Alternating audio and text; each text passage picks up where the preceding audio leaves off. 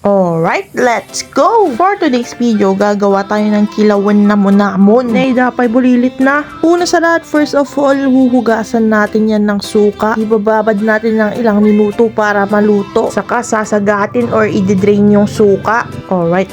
Titimplahin na rin ng sibuyas, luya, sili na red at green. Meron ding kamatis pero optional lang yun. Sayang kasi yung kamatis sa rep malapit nang masira. Ginto pa naman ang kamatis ngayon. Mag-add na rin tayo ng 3 pieces ng kalamansi for the asim kilig flavor, salt and pepper at konting suka. Alright.